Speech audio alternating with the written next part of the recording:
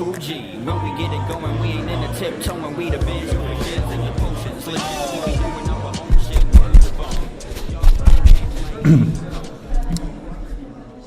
Bien, bonsoir à tous. Soirée un peu spéciale ce soir, c'est la dernière de l'année. J'ai le plaisir d'inviter un très bon ami, Alfred Peter, avec un grand plaisir pour qu'il vienne nous parler effectivement de ses recherches et de ses travaux actuels. Et puis un petit pincement, c'est la dernière de Charline Guillon, qui m'a accompagné sur toute l'année, l'assistante, voilà, qui fait que ces conférences ont lieu, les conférenciers sont très bien accueillis, c'est tout un petit travail caché, de fourmi derrière. Et je propose, avant de commencer la conférence, de l'applaudir et un grand merci.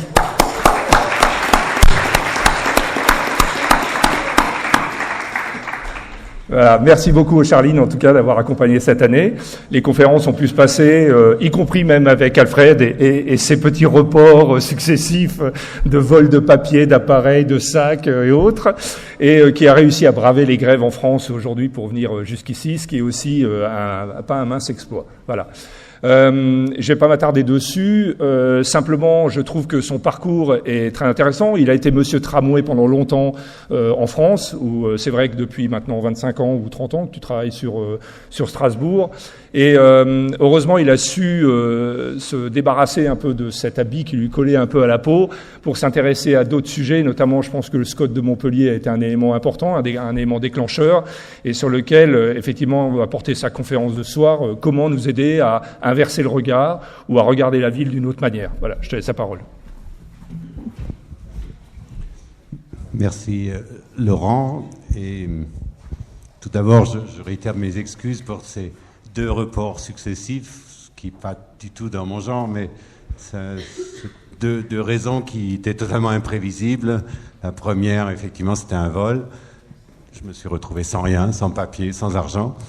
Et la deuxième, j'étais convoqué chez Alain Juppé, donc le maire de Bordeaux. Donc, impossible de reporter non plus. Donc, j'avais une petite appréhension ce soir. Je me disais, jamais 203. Et puis, finalement, je suis très, très heureux de pouvoir conclure ce cycle de conférences. Et si c'est la dernière de Charline, c'est encore mieux. Voilà, donc je vais essayer d'être à la hauteur de cette grande dernière. Donc, comme disait Laurent, effectivement, j'ai un parcours de paysagiste un peu atypique, puisque après avoir fait l'école de Versailles, dans les années 90, c'était la grande année de l'espace public, enfin la grande période de l'espace public. On commençait à découvrir que c'était un thème vraiment important dans les villes. C'est à l'époque, on allait à Barcelone comme les musulmans vont à la Mecque pour aller voir ces projets qui nous ont marqués. Je crois que j'avais même la chance d'avoir travaillé quelques mois avec Oriol Bohigas, qui était à l'époque un des grands instigateurs de cette nouvelle façon de travailler sur le développement urbain. Donc j'ai commencé, comme toute ma génération, dans l'espace public.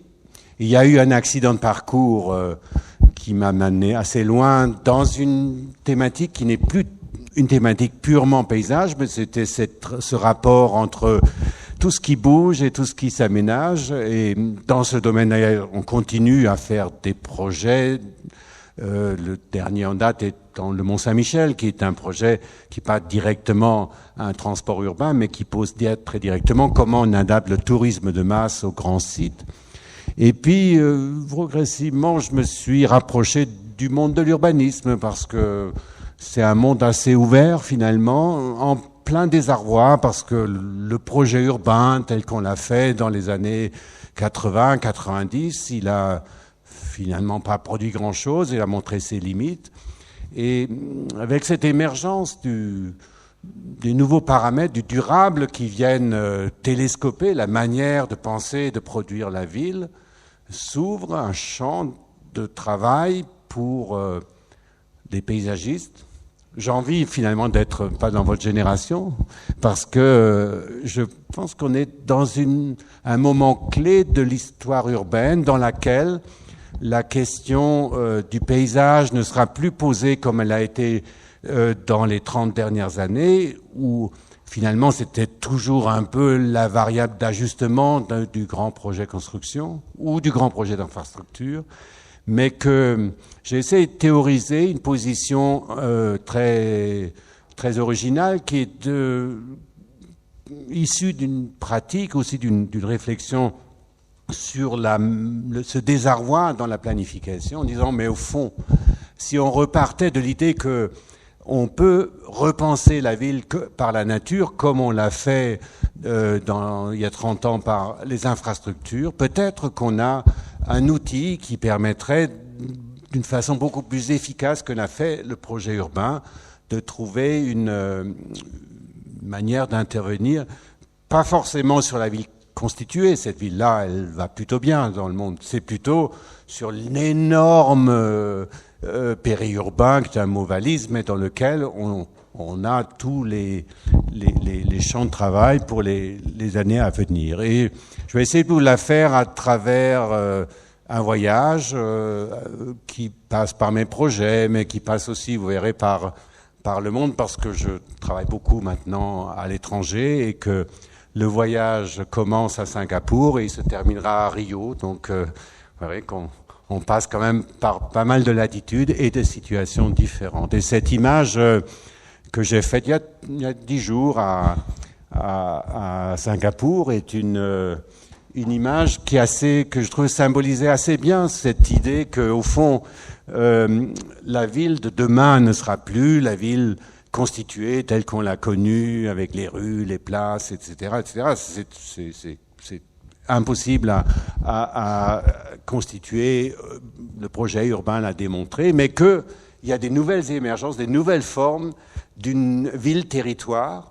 Il faut voir qu'entre-temps, l'échelle, et c'était probablement un des échecs du projet urbain, c'est que l'échelle des villes a tellement changé que la question de la planification se pose dans des termes de tout à fait nouveaux. Puis il y a un autre phénomène qui est que on vit dans des systèmes très cloisonnés, c'est-à-dire que les promoteurs construisent, les ingénieurs de la mobilité planifient les réseaux et les environnementalistes, je mets un peu le paysage dans un sujet plus large qui est toute la question environnementale, elle émerge et c'est le troisième pied. Et vous savez, pour faire tenir un pupitre de musicien, il faut 3 pieds. Pour l'instant, je marchais plutôt sur 2,5. Le dernier était toujours un peu celui qu'on choisit, mais tu vois, on te dira quand ça sera ton tour, quoi. Mais d'abord les choses sérieuses, les projets à 100 millions pour les infras, puis derrière les archis et les promoteurs, et puis ensuite l'assaisonnement. C'est un peu comme ça que ça a fonctionné, si je prends un peu de recul sur les choses, et ça se voit bien quand on regarde un peu les villes de haut. Vous voyez, ça c'est une image que j'ai faite en arrivant sur Orly un jour en avion, mais ça aurait pu être ailleurs, et on voit bien, c'est un petit morceau de Marne-la-Vallée, une nouvelle qui a été planifiée il y a une 30aine d'années. Vous voyez bien, sur 200 mètres, vous avez 1, 2, 3, 4, 5, 6 ronds-points. 6 ronds-points. Ensuite, du rond-point partent des rues. Et dans les rues, ensuite, on a des territoires qui sont occupés par des opérateurs. Et puis nous, voilà, on plante les rues. Ici, vous pouvez habiller un peu ce carrefour, etc., etc. Mais voilà, cette façon très dissociée, j'appelle ça un peu l'urbanisme dissocié, dans laquelle, objectivement, ce sont quand même d'abord les infrastructures qui ont dessiné les villes. C'est un moment de grande rupture, parce que 2 phénomènes. Le premier, c'est qu'il y a moins d'argent. Dieu soit loué, il y a moins d'argent. Ce qui permet ou ça oblige à revoir un certain nombre de façons de faire qu'on a pratiquées jusqu'à présent. De ce point de vue-là, d'ailleurs, le grand projet qui est en train de se construire à Paris d'un nouveau système de transport souterrain à 40 milliards est totalement anachronique parce que il est dans sa manière de penser ce rapport entre mobilité et ville pour moi, une idée qui est totalement dépassée. On l'avait fortement combattu à l'époque de la consultation internationale en disant que ce n'est pas un nouveau système de plus qu'il faut, mais c'est d'interconnecter tous les systèmes entre eux en cherchant les maillons manquants. Et bon, on ne sait pas faire ça en France, on est un grand pays, on fait que des grands projets à 40 milliards. Et du coup, maintenant, les architectes, d'ailleurs, qui à l'époque avaient fortement combattu cette idée, sont en train de construire les gares. Voilà, donc cette image, je disais, je voyage un peu à travers le monde. On a été récemment appelé à Mexico, qui est dans le club des villes à 20 millions d'habitants, donc c'est une des 8 villes qui est dans une situation assez similaire finalement à ce que je vois un peu partout. Il y a 2 grands problèmes dans le monde. Le premier est le problème de l'eau. Le problème de l'eau, c'est le problème numéro 1. L'eau sous toutes ses formes, que ce soit la gestion de l'eau d'assainissement, les eaux pluviales, l'irrigation, l'eau potable, etc. Mais on retombe toujours d'abord sur ce sujet. Et le deuxième, c'est la congestion. Et je mis simplement cette image pour vous dire que les Mexicains, ils sont en train de construire leurs périphéricaux à 3 niveaux, un niveau gratuit et 2 niveaux payants, mais que ça rime à rien, tout ça, parce que quand vous avez une ville qui a été construite sur un lac, Mexico, c'est un lac, qui a été asséché progressivement. Il y a eu des Aztèques qui avaient construit leur ville au plein milieu du lac. Les Espagnols ont dit on va se mettre sur les Aztèques. Les Hollandais ont dit vous êtes complètement cinglés. Non, les Espagnols ont dit non, on se met là où étaient les Aztèques. Puis après, ils ont progressivement asséché le lac. Donc vous avez aujourd'hui, et c'est assez rare dans le monde d'avoir vous voyez une ville, vous montez dans une tour, vous voyez une ville de 20 millions d'habitants. En général, vous en voyez un bout, mais jamais la globalité puisque c'était un lac. Et arrive ce qui devait arriver, c'est-à-dire que quand vous construisez sur un lac, la ville s'enfonce. Donc aujourd'hui, ils construisent des cathédrales dans les infras, mais à côté de ça, vous avez la ville qui s'enfonce. Ils ont déjà redressé 3 fois la cathédrale. Mais c'est une histoire totalement hallucinante dans laquelle nous, finalement, on arrive en disant mais on fait quoi maintenant, quoi. Et j'ai dit vous commencez par arrêter de faire des conneries, quoi, en continuant à construire ces monstres qui en plus débouchent sur des rues qui font 7 mètres de large, donc il est tout déjà congestionné avant même d'être mis en service parce que finalement quand vous voulez en sortir vous ne pouvez pas. Mais bon, ça se fait encore, et particulièrement dans les pays du tiers-monde, c'est quelque chose de très courant de voir, souvent d'ailleurs avec des ingénieries singapouro, américano, européano, on construit des choses qui me paraissent totalement choquantes. Puis une troisième chose que je découvert en parcourant les villes qui bougent en ce moment, c'est que le danger du hors-sol est un danger dont je n'avais pas du tout estimé la vraie gravité. Ça, c'est Singapour, qui est une ville parfaite comme la Suisse, dynamique comme Dubaï. Et cette ville, je l'ai parcourue pendant 1 semaine. Et je crois que pendant 1 semaine, je n'ai jamais touché le vrai sol. Jamais.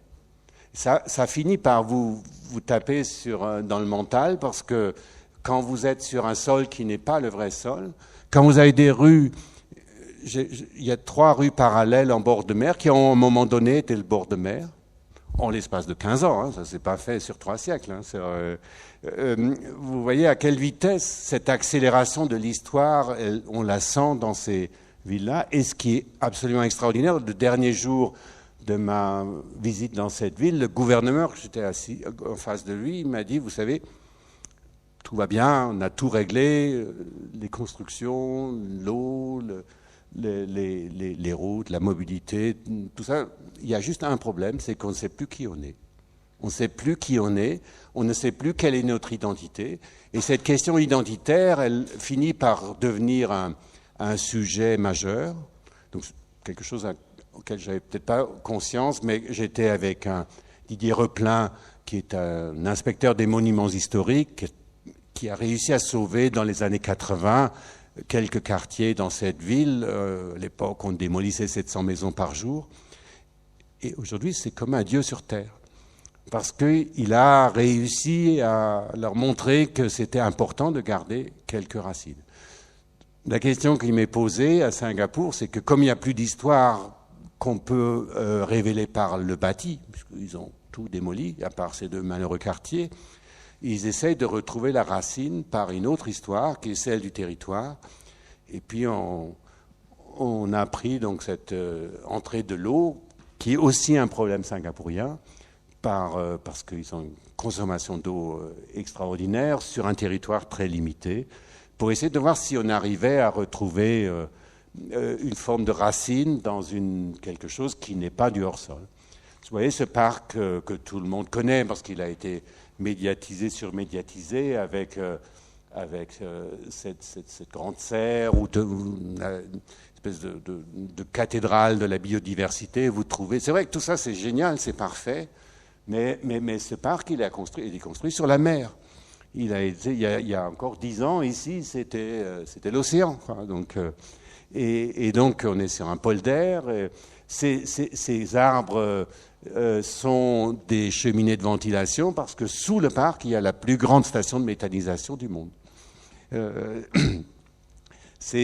Voilà, tout ça, c'est fascinant, mais ce qui est intéressant, c'est que quand tout va bien, ça va bien quand même.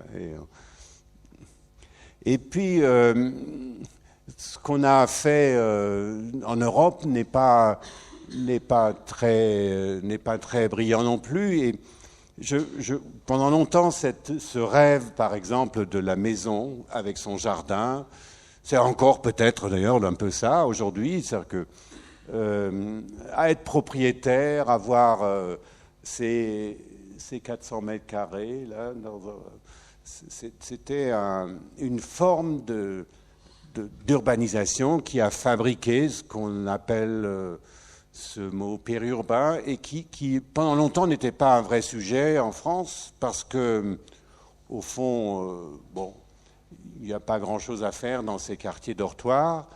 Il n'y a pas de commerce, mais on a 3 voitures par maison. Et puis, quand vous faites aujourd'hui, par exemple, une carte du vote du Front National, ce n'est pas dans les grands ensembles, ce n'est pas dans les centres-villes, dans la ville constituée, c'est dans ces situations qu'on qualifie encore de péri quelque chose, qu'aujourd'hui, on a les plus grandes réservoirs de vote sur des positions extrêmes comme celle du Front National. Donc ça prouve bien qu'il y a quelque chose qui ne va pas là non plus, qui commence à émerger dans le jeu politique. Et du coup, l'État se réveille en disant peut-être qu'on devrait, dans la politique de la ville, on a dépensé des milliards sur la réhabilitation des grands ensembles, qui certes avait un besoin d'être repris, mais voilà, les grands ensembles de demain, les vôtres, probablement votre génération, vous allez vous coltiner ça. Et bon courage, parce que sur un grand ensemble, vous avez un logeur, vous avez des structures collectives qui permettent d'intervenir sur les choses. Ici, vous êtes dans une gigantesque copropriété territoriale dans laquelle la collectivité ne gère pas grand-chose finalement, à part le réseau artériel qui irrigue ces maisons. Alors on avait commencé par travailler avec des urbanistes sur comment on peut faire évoluer ces tissus qui sont quand même très très difficiles à faire muter, en partant du principe que ce ne peut être que par l'énergie privée qu'elle se transforme, et le principe d'enregistrement personnel étant un principe universel, on s'est dit que finalement, si on ouvrait un peu les vannes, pour permettre aux propriétaires finalement d'agrandir la maison, de la transformer, etc., on peut peut-être trouver des leviers qui sont capables de faire bouger un peu les choses.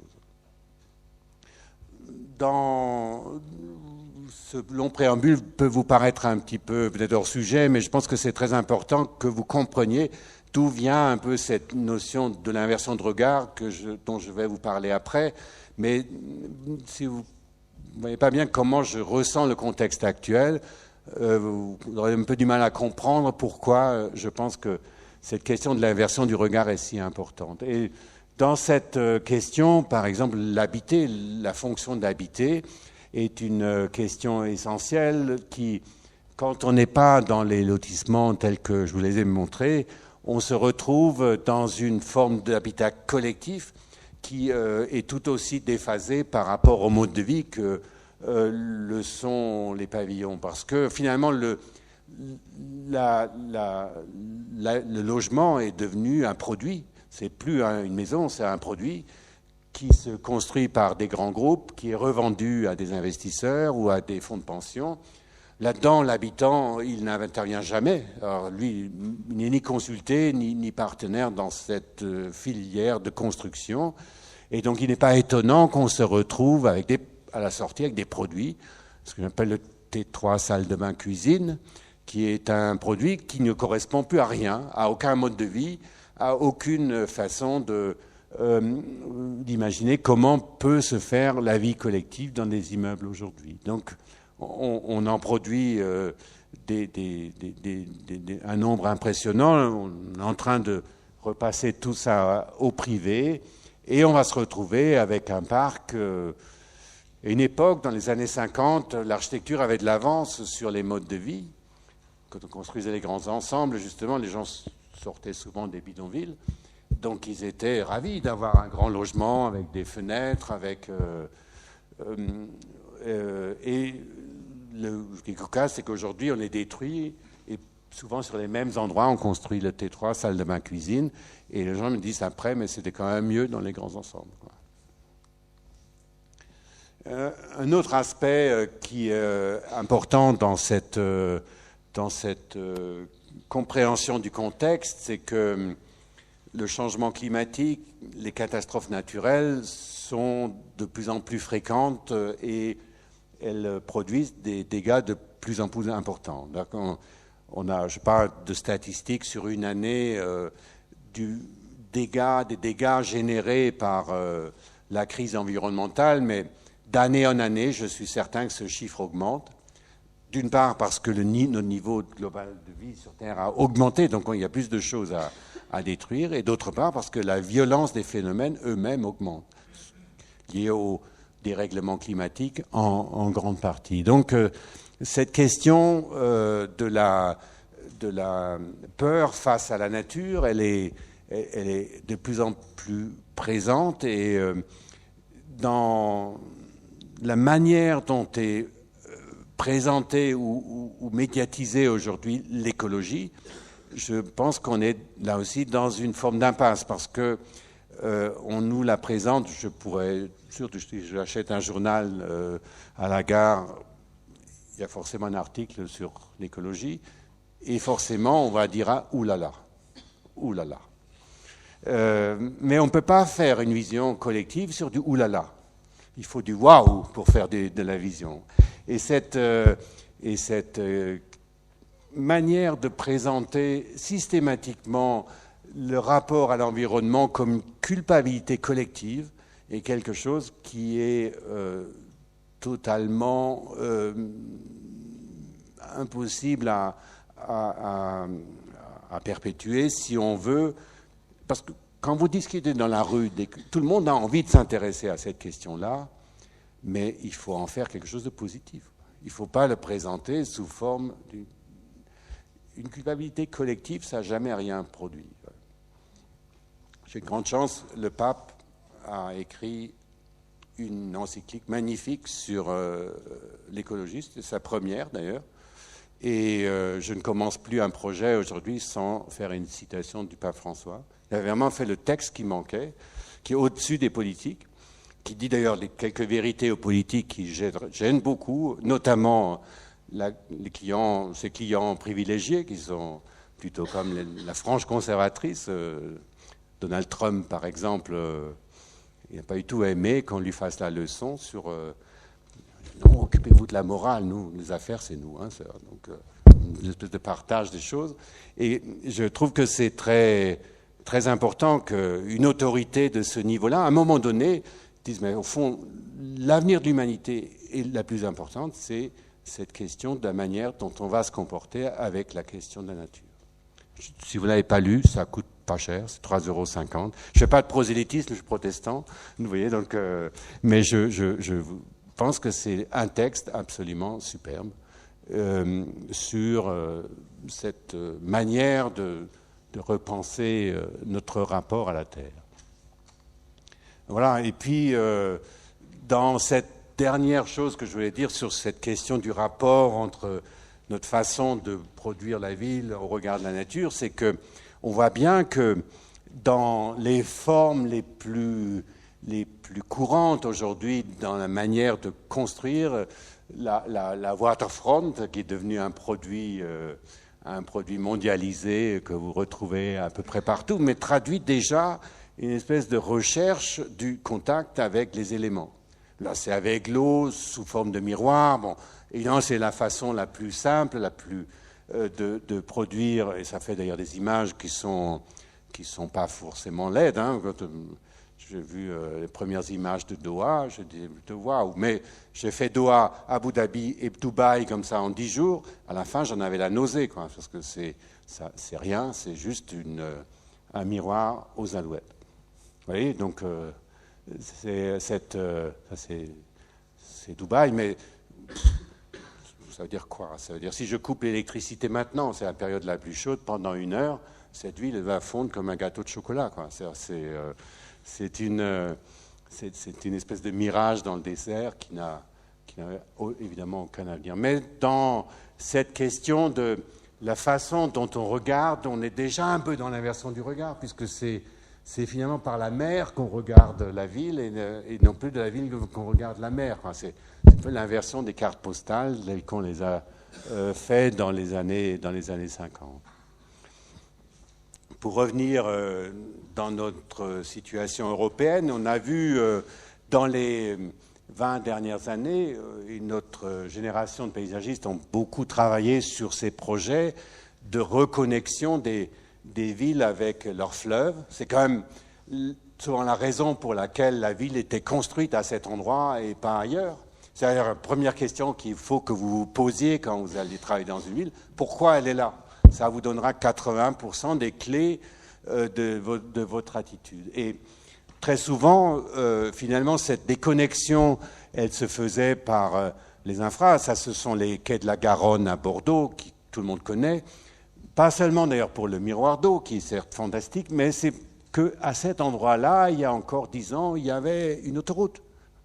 Et que cette autoroute, elle a permis, elle a été enlevée en partie grâce, non, mais je dirais grâce au tramway. C'était une des grandes forces, et c'est là où je fais un peu de la transversalité entre les questions de déplacement et les questions de géographie, parce que s'il n'y avait pas eu les tramways français, il n'y aurait jamais eu les quais de Bordeaux. Les quais de Bordeaux, eux-mêmes, ont été précurseurs, toute une famille de projets que j'appelle les projets bord de rivière ou bord de fleuve. Et je ne connais plus une ville aujourd'hui en France qui n'est pas en train ou qui a fait dans les 10 dernières années des projets qui sont uniquement des projets de reconnexion entre la ville et sa racine. C'est vraiment des projets en plus que j'aime bien parce qu'ils sont relativement faciles, puisque vous voyez, quand vous prenez l'image de Bordeaux, vous avez la waterfront du XVIIIe siècle, mais c'est quand même une sacrée waterfront, elle existe. Il fallait juste la nettoyer un peu.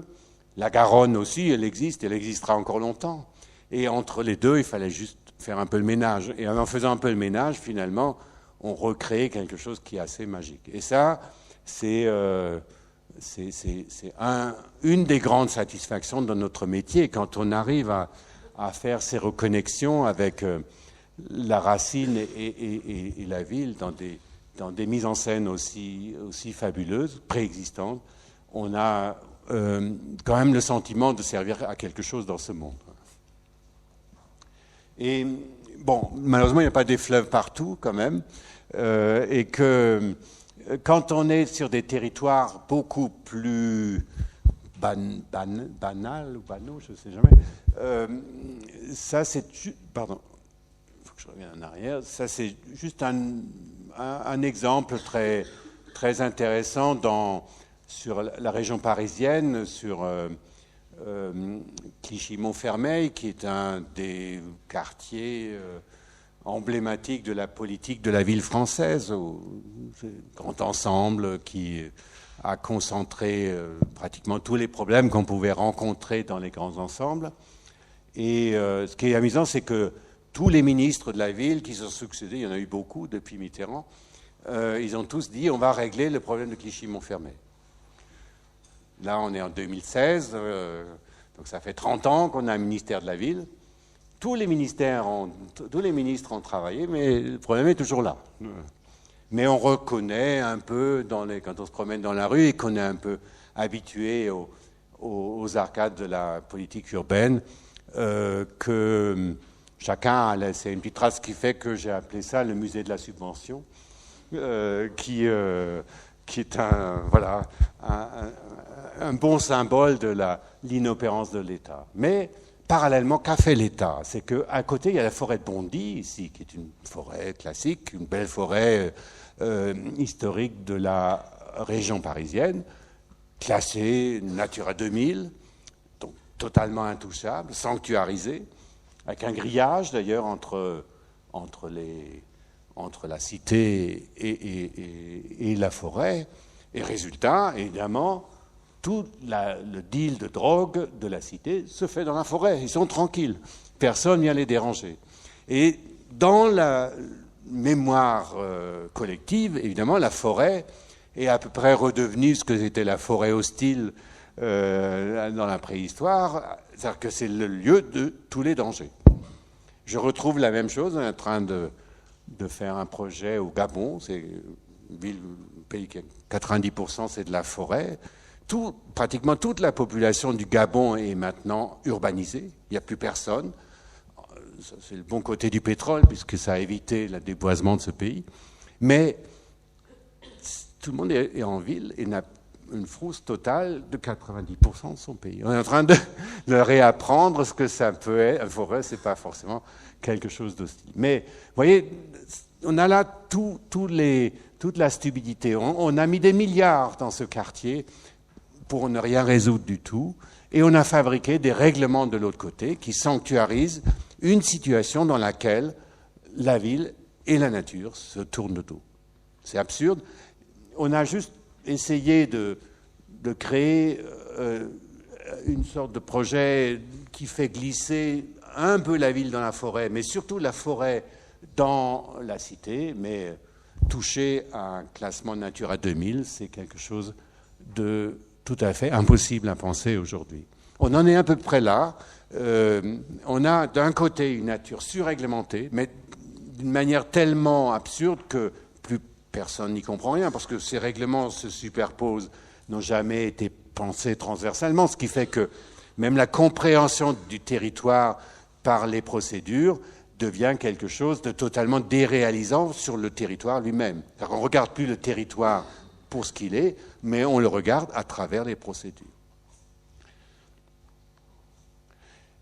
Dans cet cheminement, il y a eu la période un peu, j'ai envie de dire, transitoire. Je ne sais pas s'il est totalement terminé, parce que vous avez tous feuilleté des revues d'urbanisme, et quand vous regardez les noms des projets, vous voyez, on ne parle jamais de la ville, on parle maintenant des bois les bois habités, de grands lacs. Enfin, les projets, ils portent tous un nom de nature, ils ne portent plus un nom de ville, et c'est une façon, enfin, un peu détournée, mais en même temps qui traduit vraiment ce manque qu'il y a entre une réflexion sur la nature, parallèle, concomitante à la réflexion sur la ville. Alors ça a donné des choses, je prends toujours les meilleurs, je ne veux pas être féroce. En général, ça se joue surtout dans les écoquartiers. Vous voyez, c'est un écoquartier qui a quand même des vraies fenêtres. Maintenant, je dis toujours en France, on reconnaît vite un écoquartier parce qu'il a des hublots. C'est sûr que si vous fermez, s'il n'y a plus de fenêtres, vous aurez des logements à énergie positive. Donc, voilà, je trouve que c'est un exemple qui n'a pas renié complètement les acquis du mouvement moderne et qui a finalement trouvé dans une très petite échelle quelque chose qui me paraît déjà très correct. On trouve aussi maintenant une façon de commencer à utiliser finalement les éléments, les questions environnementales, que ce soit la question de l'énergie, que ce soit la question de la gestion de l'eau, des projets qui commencent à reconnecter cette question entre le territoire, la géographie et la substance bâtie. C'est curieux, d'ailleurs, ça fabrique une esthétique qui est encore très peu admise aujourd'hui. Je vois beaucoup de maires qui se sont lancés dans le zéro phyto et ils me montrent les montagnes de lettres qu'ils reçoivent de leurs citoyens. Ils disent, c'est quoi, vous avez plus d'argent, quoi servent nos impôts, il y a des mauvaises herbes qui poussent dans les caniveaux, etc. Enfin, cette idée que finalement sortir du gazon va être compliqué, quoi, parce que on a fortement imprégné finalement la mémoire collective d'une façon de présenter la nature en ville, très stérile certes, mais totalement maîtrisée, quoi. Et c'est ce genre d'image que moi j'aime bien parce qu'on recommence à retrouver une forme de vie, quoi, une forme de vie riche. Elle n'est pas du tout perçue encore comme ça aujourd'hui. Je me rends compte très souvent quand je regarde les projets qu'on produit nous-mêmes, on est souvent taxé de dire mais vous ne l'entrtenez pas, vous n'y croyez pas. Je dis non, c'est comme ça qu'il y a une rééducation collective à faire à une forme d'esthétique et écologique. Voilà, toute cette longue discussion m'amène à ma thèse de ce soir qui est penser la ville par le paysage. Penser la ville par le paysage, c'est un peu prendre tout ce que je vous ai dit jusqu'à présent et d'essayer d'en faire un outil de travail. Je mets toujours cette image en préambule pour illustrer ce propos parce que en 1788, donc c'était une année avant la Révolution française, il y a eu la vraie révolution, c'est Jefferson qui a quadrillé les États-Unis. Il y a un damier sur l'ensemble du pays, sur le principe du mile, un mile correspondant à la surface nécessaire pour faire vivre une famille par l'agriculture. Et c'est cette réalité agricole qui a fabriqué le damier. Et ce damier agricole, mais évidemment Jefferson n'a jamais imaginé qu'en dessinant son damier agricole, il dessinait la ville de demain. Or, c'est bien ça qui s'est passé. Vous pouvez regarder toutes les villes américaines, vous voyez que le damier de Jefferson s'est progressivement contracté. Et quand il a dessiné son damier agricole, il a dessiné Détroit, Chicago, New York et bien d'autres sur cette géométrisation de la campagne. C'est intéressant parce que on part toujours de l'idée que les dessins des villes, ce sont des dessins très rationnels, surtout les damiers. Mais moi, je suis un fan des damiers. J'ai étudié tous les damiers, entre les damiers hollandais, les damiers coloniaux, les damiers agricoles, etc. C'était une thèse fantastique à faire sur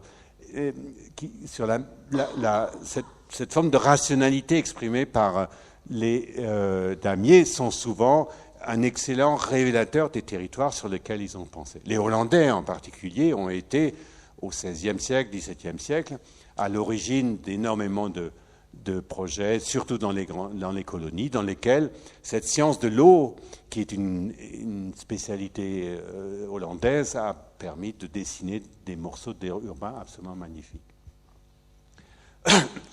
Dans cette question des entrants qui permettent de travailler. Alors Jefferson, il avait besoin de créer la règle pour nourrir les gens qui venaient coloniser les États-Unis.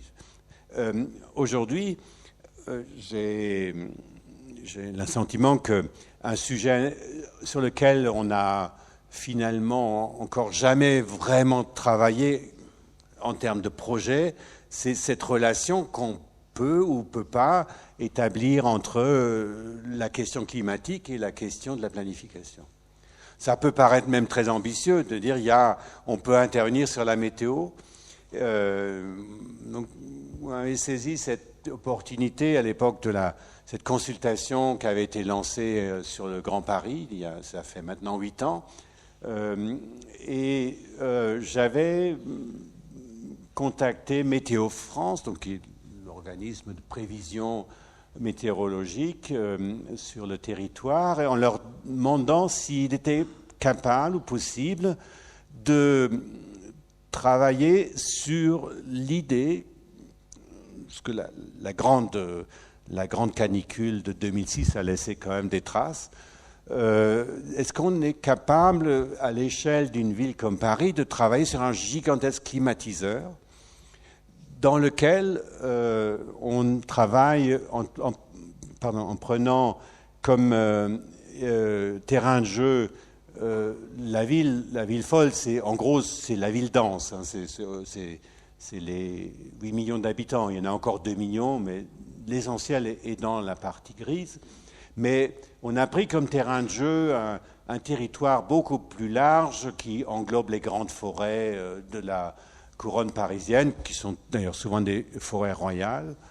Et on a dit, mais on avait constaté qu'entre Rambouillet, qui est là, et le cœur de Paris, dans cette fameuse grande canicule, la nuit, il y avait presque 8 degrés de différence entre la forêt de Rambouillet et le cœur de Paris. Donc, 8 degrés de différence, ça crée forcément un courant d'air. C'est un classique, hein, vous l'avez en vertical tous les jours. Les nuages se forment exactement par ces gradients, ces différences de température. Mais là, j'ai demandé à Météo France, est-ce qu'on pourrait, en jouant sur un couvert forestier plus dense pour accentuer encore cette différence de gradient de température, en rajoutant 2 autres phénomènes qui est l'agriculture diversifiée, parce que dans le bassin parisien, c'est un bassin qui est surtout fait de céréales, donc les céréales sont récoltées le 15 juillet au plus tard. Donc pendant toute la période chaude, juillet-août, les champs sont nus, donc ils ne produisent rien parce que la récolte a déjà été faite. Donc en travaillant sur une agriculture beaucoup plus diversifiée qui fait qu'on a de l'évapotranspiration qui se fait aussi dans les mois chauds.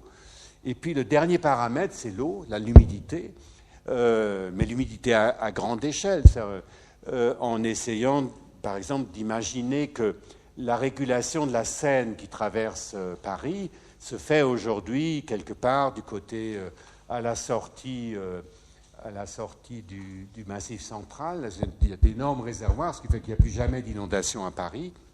Mais cette eau, elle est stockée très très loin de Paris. Est-ce qu'on ne pourrait pas imaginer, faire le lac Léman, enfin quelque chose de ce type-là, en remettant finalement la régulation de la Seine proche de la ville pour augmenter très significativement la présence de l'eau. Je vous précise tout de suite, c'est une recherche, donc ce n'était pas un concours qui devait avoir une application directe, mais cette question est intéressante parce qu'elle a permis à Météo France d'affiner son logiciel et de faire une simulation de ce que ça voudrait dire en termes d'augmentation de la surface forestière, de fabriquer de la présence de l'eau en stockant une grande partie de la régulation au port de Paris, et puis dans un périmètre à convenir, on changeait totalement la façon de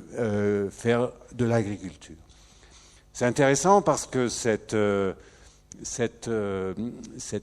façon de dessiner, c'est là où je pense que vous voyez un peu où je veux en venir, c'est que mon idée, c'est que la nature, c'est pas simplement un règlement, mais la nature, c'est avant tout un projet. Mais un projet qui est fondé sur des choses qui ne sont pas des bons sentiments, mais qui sont fondés sur des problèmes réels. Et donc, dans les simulations qui ont été faites par Météo en France, donc on a joué, on s'est fait plaisir en augmentant les forêts, en changeant les couverts des productions agricoles.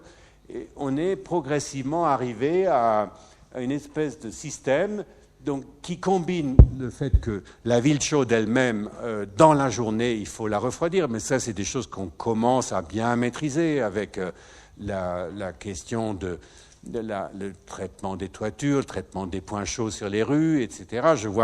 J'étais à un congrès d'hydrauliciens il y a un mois où on commence à imaginer qu'on peut mettre de l'arrosage automatique sur les rues. Ça va être rigolo d'arroser les rues quand il fait chaud. Ça devient, je trouve que c'est beaucoup plus intéressant que d'arroser le gazon. Donc voilà, on sait que dans la journée, refroidir, on commence à savoir refroidir le chaudron. Et la nuit, on déclenche une espèce de grand système de refroidissement qui par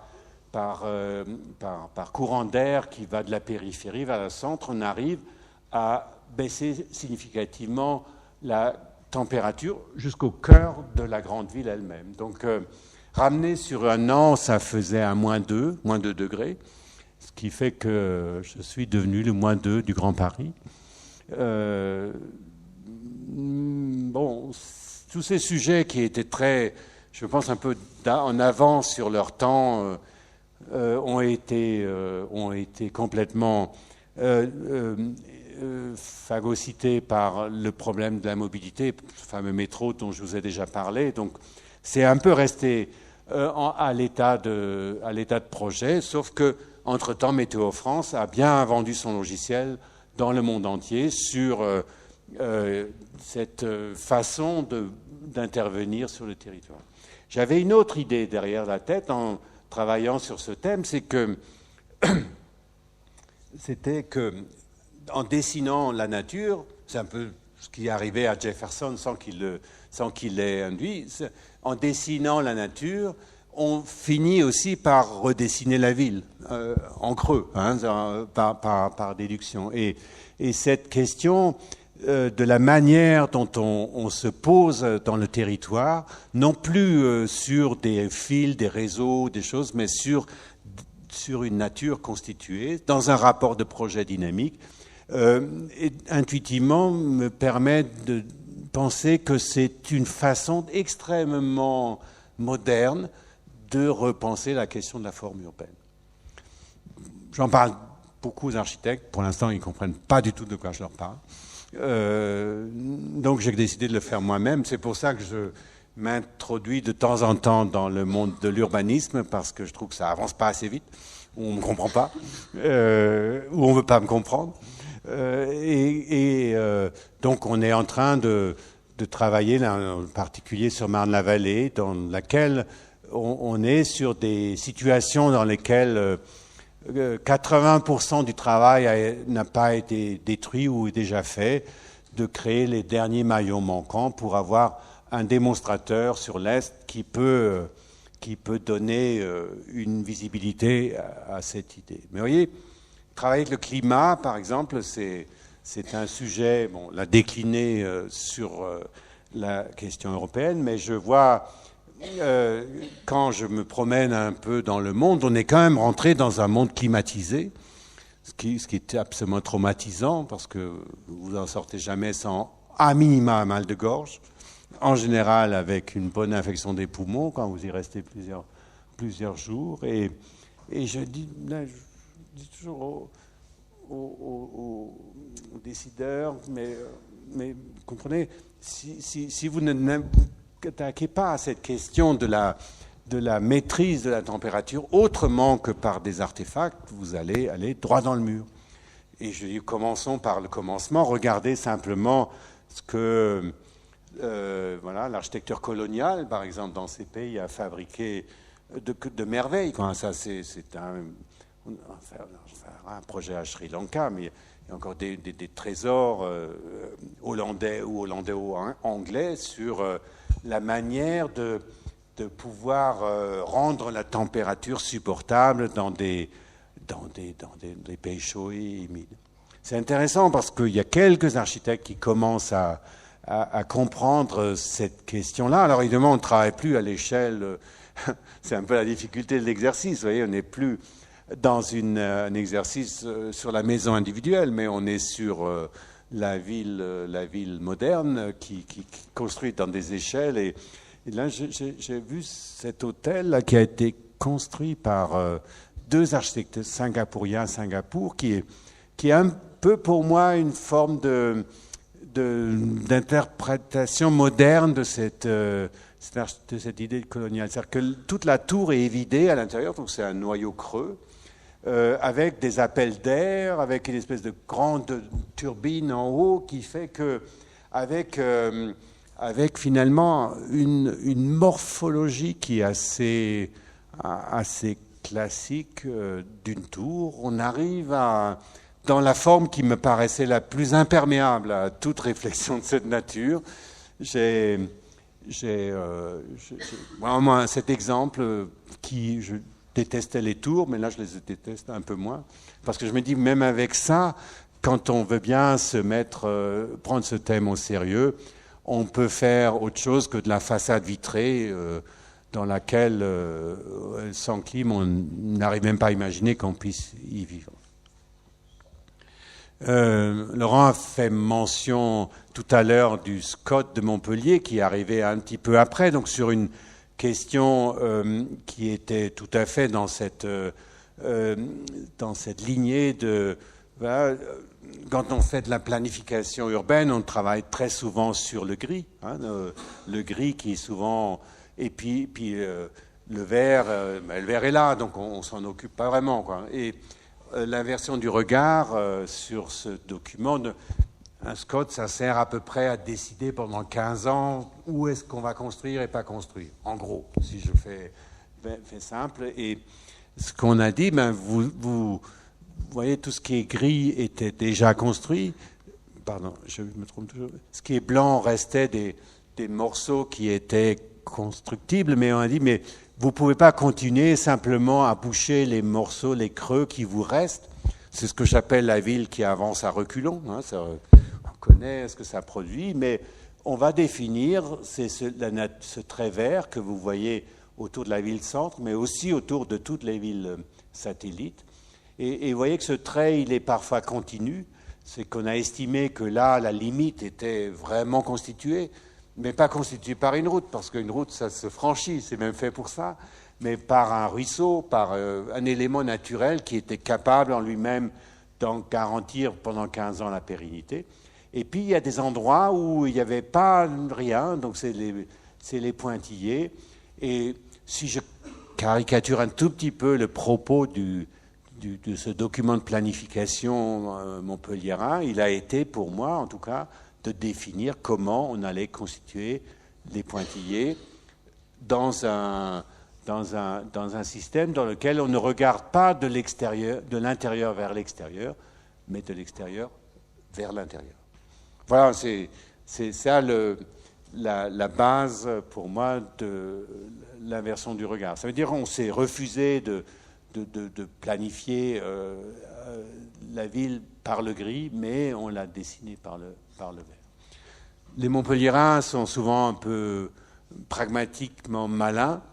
Ils savent survendre des choses, parce qu'ils n'ont pas beaucoup d'argent, mais ils sont des très bons communicants. Donc ils ont vite compris l'intérêt de cette démarche-là, mais ils aiment bien aussi savoir si on leur a raconté, on leur a vendu des salades ou si c'est constructible. Donc ils ont dit, mais puisque vous avez réussi à franchir l'étape de la planification, maintenant prouvez-nous que ça marche. Et donc avec mon ami Bernard Reichen, qui est un urbaniste connu, parisien, on est en train de travailler depuis maintenant presque 6 ans sur toute la partie sud de Montpellier, dans laquelle vous avez l'aéroport qui est là, la mer, les étangs sont ici, dans laquelle très régulièrement on a des inondations liées à des cours d'eau qui sont dans un régime torrentiel qui amène des périodes très courtes, ça peut durer 1 heure ou 2 par an, mais pendant ces 2 heures, c'est vraiment l'inondation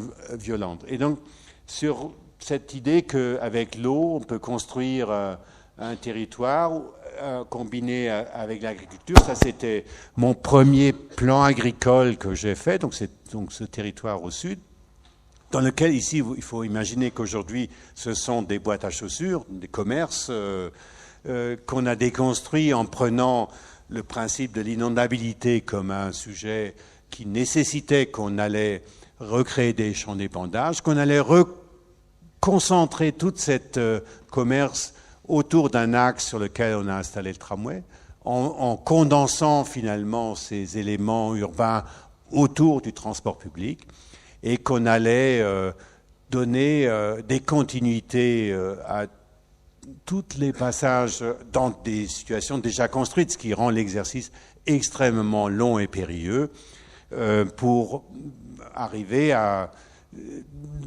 Mon challenge, et je pense que ce sera aussi le vôtre, c'est de travailler dans cette grande banalité de l'urbanisme du XXe siècle. C'était d'ailleurs le thème, j'étais à la Biennale de Venise d'architecture ce week-end, c'était le thème du pavillon français et du pavillon espagnol, qui ont tous les deux pris un peu cette situation de la ville banale comme le sujet de réflexion privilégiée pour les paysagistes, les architectes et les urbanistes. Et ma foi, c'était très intéressant. Pavillon suisse, c'était intéressant aussi, mais ça n'avait rien à voir avec ça. Et vous voyez donc cette simulation, donc c'est la même vue que celle que je vous ai montrée en Axono, avec pendant les situations de crise hydraulique, on arrive à fabriquer des sortes de grands réservoirs qui peuvent par moment inonder les terrains agricoles. La difficulté de l'eau à Montpellier, c'est qu'on ne la voit jamais. Elle arrive très brutalement, elle dure une journée. Donc on ne peut pas baser un projet hydraulique sur une eau visible, quoi. C'est une difficulté supplémentaire dans l'exercice. Voilà. Ce faisant, on a bien isolé Auchan ici, qui va finir par déménager parce qu'on lui a un peu empoisonné la vie, ce qui n'est pas vraiment très grave. On a progressivement un nouveau milieu qui se crée, qui est assez proche du milieu des étangs, qui eux-mêmes sont séparés de la mer par des lits d'eau, et le tout ensuite relié par les systèmes de ruisseaux. Donc ça fabrique progressivement. C'est très difficile à dessiner parce qu'on est à des échelles dans lesquelles on a besoin de monter assez haut pour monter la puissance du travail, mais c'est un projet dont on commence à voir maintenant des choses émerger sur le terrain. Puis surtout, on voit que dans les épisodes de crise hydraulique, on est quand même un petit peu mieux en mesure de contrôler la situation. Très curieusement, d'ailleurs, je me retrouve un peu avec des hydrauliciens, comme je me retrouvais avec des ingénieurs de transport il y a 20 ans. C'est-à-dire que les hydrauliciens, finalement, ils ont perdu aussi cette sens de la géographie, quoi. C'est-à-dire qu'ils font des bassins de rétention, des bassines, quoi, pour retenir de l'eau. C'est très mécanique, la mécanique des fluides, mais de faire de la territorialisation de l'hydraulique demande aussi une grande révolution dans la manière dont cette ingénierie travaille aujourd'hui. En plus, ils sont omnibulés par la loi sur l'eau, qui est cette dimension réglementaire qui pollue quand même beaucoup le processus.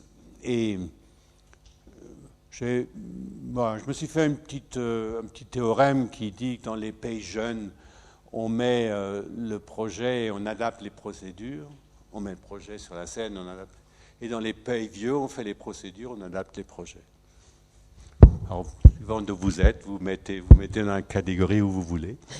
Mais je pense que, on peut peut-être se le permettre parce qu'on est quand même dans pratiquement la perfection de la perfection. Donc, Et dans cette expression, des limites qui, pour moi, sont les sujets de projets extrêmement intéressants, j'ai pris cette image du Rieselfeld, qui est un quartier que tout le monde a visité à Fribourg, mais c'était juste pour illustrer cette idée que, en général, on met plutôt la densité au milieu, au cœur, comme on dit, pour faire la centralité. Et ce qui est intéressant, c'est qu'à Rieselfeld, pour la première fois, ils ont osé mettre la densité sur la bord.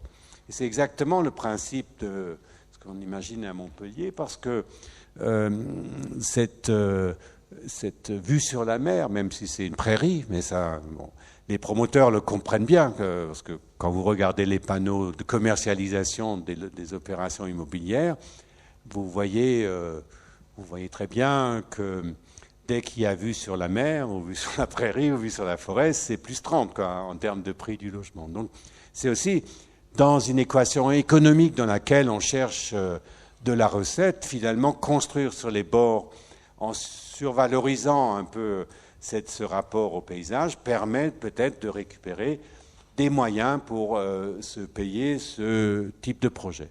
C'est pas facile de récupérer la plus-value. J'ai initié une démarche de ce type-là à Bordeaux, qu'on a appelé 55 000 hectares, dans laquelle on a fait un concours de paysagistes sur cette question de l'inversion du regard. C'est resté aussi un peu suspendu, parce qu'enfin, je pense qu'on est un petit peu en avance sur les mécaniques urbaines, mais je vois bien que si on n'invente pas avec le projet nature les moyens de le financer, il va rester très longtemps une belle idée. Voilà, bon, les Hollandais ont peut-être un petit peu d'avance sur nous, parce qu'ils ont pratiquement un pays totalement urbanisé maintenant, et que finalement les interstices entre les villes et les villages aujourd'hui sont déjà pratiquement traités comme des racines de l'urbain dans la campagne. Donc les belles images, je les trouve un peu dans ces pays-là. Je passe un peu rapidement sur ces images pour aller dans une deuxième question. Donc, première idée de l'inversion, c'est le travail sur les frottements entre les villes-nature. Le deuxième, c'est un travail plus surfacique, c'est-à-dire qu'une fois que vous avez travaillé sur le bord, il reste tout le reste, quoi. Il reste la surface entière. Et dans 55 000 hectares, notamment à Bordeaux et sur Aude-à-la-Mer à Montpellier, on a essayé d'inventer un outil qui est un outil indiciaire qui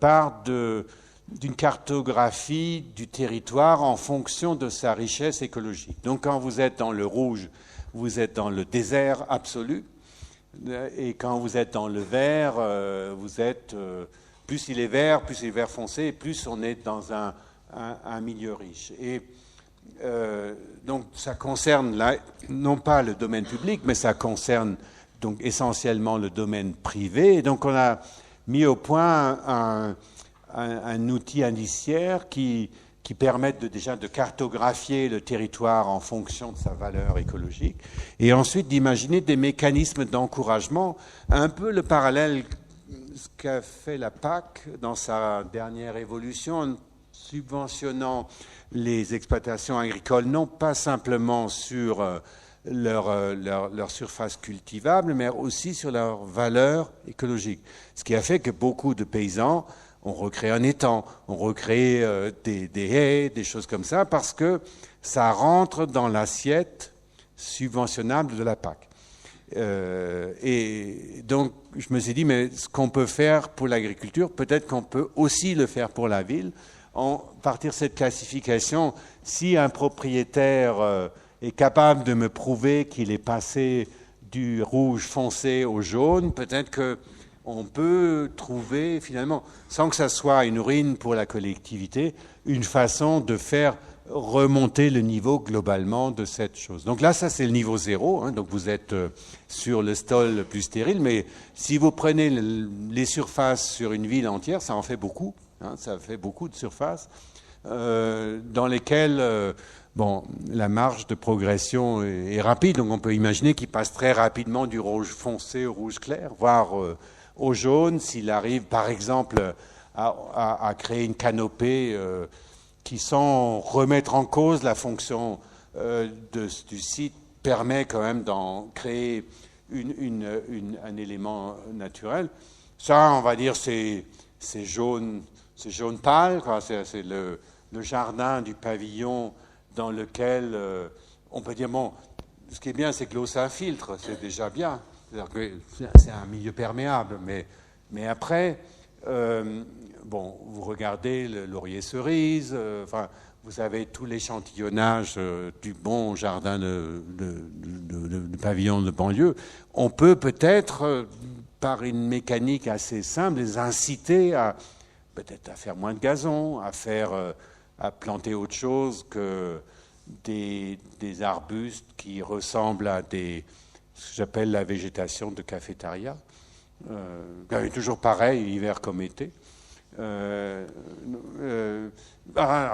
Évidemment, ça c'est le nirvana absolu. Donc là, on est dans le vert foncé. Ça, c'est un des plus beaux parcs que je connaisse, en plein milieu de Sao Paulo, où on est pratiquement dans une forêt tropicale, dans une densité extrême, au plein milieu d'une ville extrêmement dense. Donc, vous voyez, donc voilà, c'est d'imaginer un processus comme ça qui permet surfaciquement, et pas simplement sur le domaine public, d'amener lentement un changement massif dans une mécanique d'encouragement qui est un peu similaire à ce que j'ai vu assez bien fonctionner sur la PAC. Dans ce process, quand je regarde aujourd'hui, ça c'est un projet lauréat du concours Réinventer Paris qui a lancé la mairesse, la nouvelle mairesse de Paris elle a pris une dizaine de sites pilotes et elle a permis ou elle a demandé, c'était un concours ouvert donc à haut risque, aux architectes de s'exprimer sur ces terrains. Et j'ai pris un projet, mais ça aurait pu être... pratiquement tous sont dans cette veine-là. Alors, si je veux être méchant, je dis c'est le style mou, vert et poilu. Ça, c'est la façon un peu méprisante de traiter une question qui, par ailleurs, est intéressante parce qu'elle rejoint le propos que j'ai tenu sur la question indiciaire, parce que, évidemment, ce bâtiment, il ne serait pas dans le rouge, quoi. Après, il faut voir s'ils sont capables de le construire, s'ils sont capables de le maintenir, parce que c'est pas tout de faire rentrer la nature dans l'objet architectural lui-même. Ça demande une maîtrise absolue. Moi, je l'ai fait sur ma maison, mais ça, c'est très facile. Mais j'ai vu, ça c'est encore une fois Singapour, un hôtel dans lequel j'ai séjourné, où j'ai vu sans doute la plus belle expression, c'est le parc Royal Pickering. Si vous allez sur Internet, je vous conseille d'aller voir ce projet. C'est les mêmes architectes d'ailleurs qui ont construit le gratte-ciel hôtel Oasis que je vous avais montré tout à l'heure. Une sorte de bâtiment incroyable, un bâtiment grotte dans lequel, à tous les étages, la nature, la végétation, je ne sais pas si c'est la nature, mais en tout cas, une végétation dans un climat tropical, colonise ce bâtiment qui fait un peu support comme une espèce de grand tuteur, quoi. Puis ça, c'est vous voyez la piscine là, au 5e étage qui se met dans ces alvéoles du bâtiment. Je trouve que c'est un des plus beaux bâtiments que j'ai vus sur cette question. Puis après, quand vous promenez un peu plus loin, ça c'est une autre rue de Singapour. Vous voyez sur ce que ça donne sur une rue quand vous laissez la climatisation faire son boulot. C'est absolument infernal, quoi, parce que vous pouvez... Non, bon, architecturalement, on peut même presque... C'est tellement énorme qu'on peut presque y trouver une esthétique. Mais quand vous promenez dans cette rue, vous avez tout l'air chaud qui sort de ces machines. Et je peux vous dire que l'idée même de s'y promener est totalement insupportable.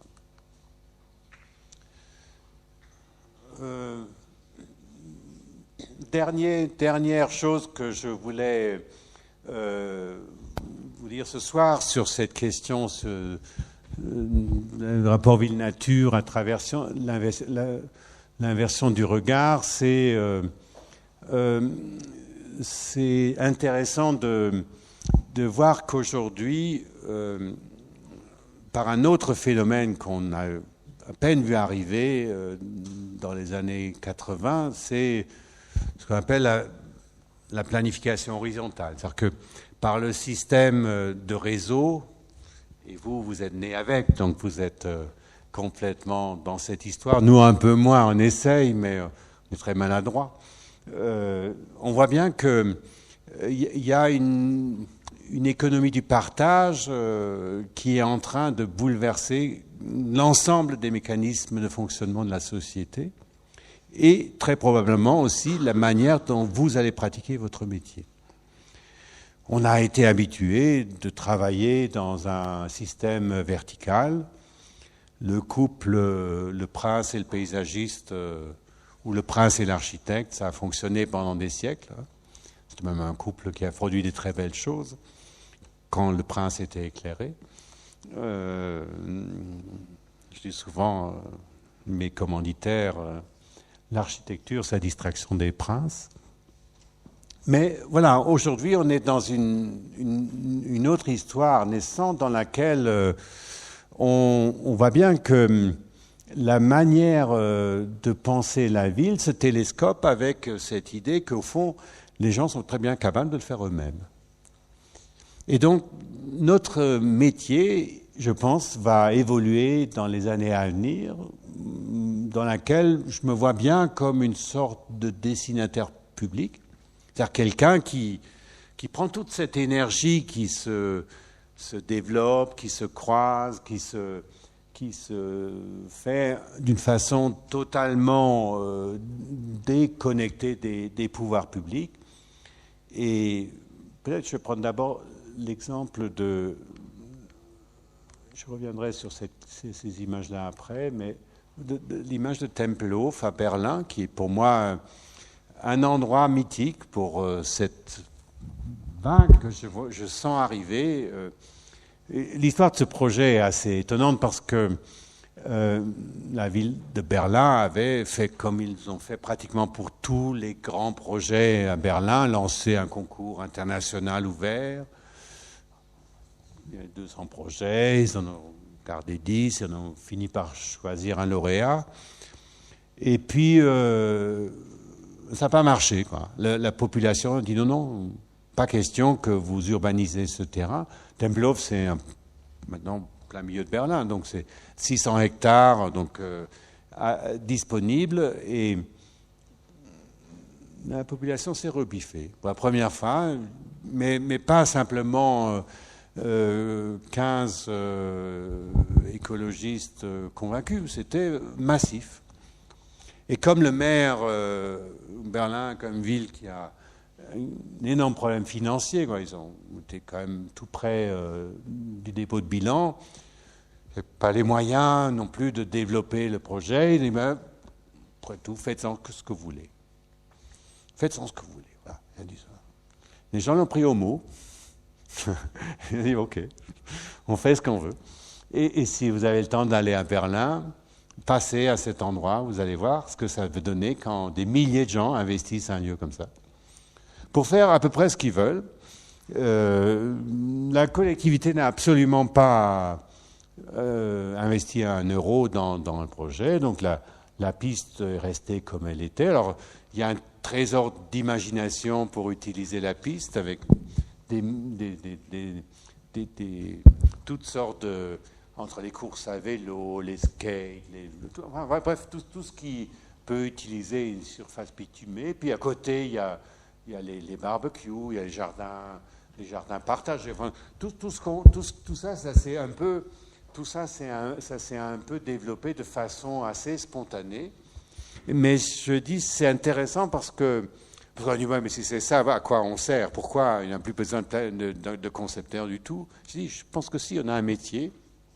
On a un métier, mais simplement, il faut qu'on la mette à disposition de cette énergie-là. On peut plus je pense qu'on aura de plus en plus de mal à la à le pratiquer tel qu'on a fait jusqu'à présent, où l'ordre vient du haut et il se répand ensuite dans ceux qui sont finalement quand même les premiers concernés. C'est aussi un changement d'époque qui est peut-être aussi important que ce que je vous ai dit précédemment sur les outils de la planification.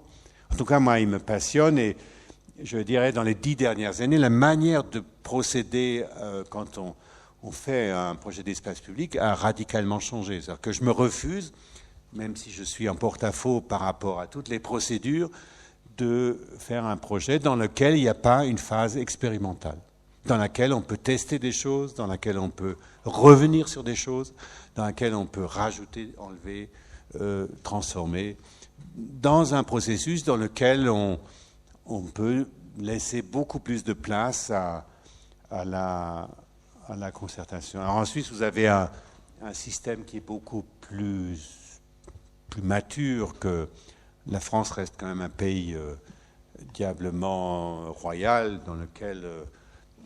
mais le résultat, c'est qu'aujourd'hui, quand vous discutez dans une réunion publique organisée pour tel ou tel projet, il n'y a plus personne.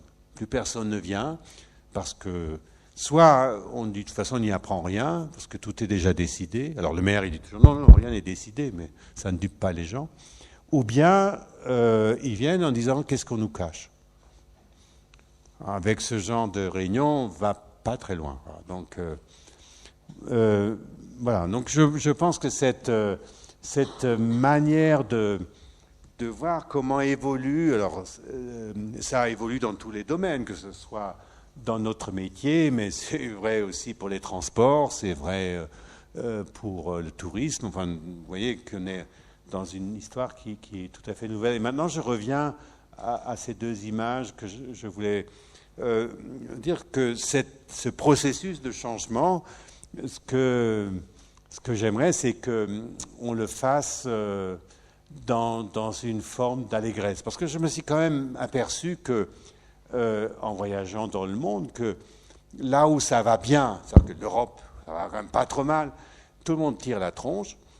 Et là où ça va pas bien ou moins bien, les gens sont plutôt joyeux. Ça va pas. Et donc quand je sors de l'Europe, je suis forcément représentant du paradis qui va vers... mais déjà, il faut que je m'efforce à ne pas venir triste, hein, parce qu'on est censé quand même représenter un modèle. Je le dis de façon très sincère, parce que quand on vit dedans, on s'en rend plus compte, quoi, à quel niveau on est arrivé, et que en mesurant notre niveau, non pas aux pays qui sont en bas de l'échelle, mais les pays, le grand bloc des pays émergents, c'est quand même 2/3 de l'humanité, on voit qu'on est dans un espèce de gradient qui est énorme. Alors, l'idée n'est pas de transposer ce qu'on sait dans ces pays-là, c'est bien de les aider eux-mêmes à arriver lentement, mais eux, ils ont un modèle. Le modèle, c'est l'Europe. Nous, notre modèle, pour l'instant, on ne le connaît plus. Mais par contre, collectivement, je vois bien que cette idée d'arriver progressivement au nirvana fait que la seule émotion collective qui reste aujourd'hui, c'est ne perdons pas nos privilèges. Ça se traduit de façon diverse dans les pays, mais les émergences des droites radicales, qui, même en Allemagne, en Autriche, tout ce qui s'est passé dans les dernières semaines, montre un peu que l'histoire est en train de se refermer sur nous-mêmes, et si on n'invente pas la suivante, et ça c'est votre défi à vous, hein. Nous on a fait ce qu'on a pu pour essayer de vous amener la Terre comme elle est, mais à vous maintenant de prendre la relève, mais si c'est pas festif, ça marchera pas, hein. Ça j'en suis sûr, je peux vous garantir. Donc j'ai rebaptisé mon atelier d'écologie festive, parce que je pense que cette idée de vivre un présent collectif joyeux est la plus grande des urgences à laquelle on doit s'atteler aujourd'hui. Et donc je cherche des exemples. Donc Tempelhof, pour moi, est un concentré un peu de toute cette question que je sens un peu intuitivement. Je la retrouve aussi, vous voyez, ça c'est un très beau projet qui a été fait sur l'ISA à Munich, ma collaboratrice n'a pas osé, mais sur le tronçon central, c'est le plus grand camp nudiste allemand, pleine ville. C'est une forme de... J'ai vu aussi ce phénomène extraordinaire à Bâle où les gens achètent un sac étanche et rentrent à dos couchés dans un fleuve. Tout ça, pour moi, c'est l'écologie festive. C'est le rêve collectif. Tout le monde a envie de croire à ça. Et donc, je cherche par tous mes voyages aujourd'hui, toutes les manifestations possibles de cette belle idée. Et je me rends compte d'ailleurs qu'elle est partout. Ça, c'était à Londres, donc dans une des villes les plus riches du monde. Dès que vous sortez un tout petit peu de la City, vous voyez, il y a ça. Ça, c'est un petit canal. C'est pas très aménagé. Et c'est peut-être d'ailleurs parce que c'est pas très aménagé que ça vit aussi bien. Je pense qu'on suraménage beaucoup trop les espaces publics. Et que vous voyez, c'est toujours un peu dans ce rapport avec la nature. S'il n'y avait pas ce petit canal là, qui fait peut-être 3 mètres de large ou 4 mètres de large, qui est un ancien petit canal industriel, tout ça, ça n'existerait pas. Et tout ça, c'est tous les soirs. À New York, regardez, ça c'est Broadway. Il suffit de récupérer la moitié de la route. Ils n'ont même pas récupéré l'ensemble de la chaussée, d'installer quelques jardinières, un peu de peinture et hop, et ça repart comme si on était dans une autre histoire. De plus en plus, je vois des expérimentations qui se font sur si l'espace collectif, on pouvait lui donner d'autres fonctions que simplement celui de la circulation. Donc, c'est tout à fait par hasard. J'ai pris un panneau comme ça dans Paris. Mais tout ça, on peut le faire du jour au lendemain. On n'a pas besoin de voter un crédit, on n'a pas besoin d'une loi, on n'a pas besoin d'une votation, on a besoin de 2 panneaux.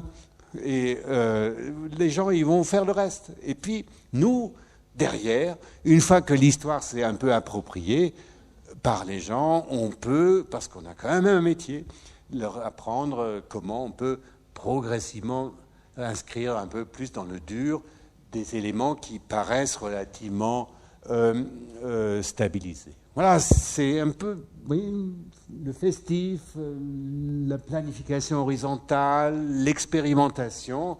Voilà des sujets modernes.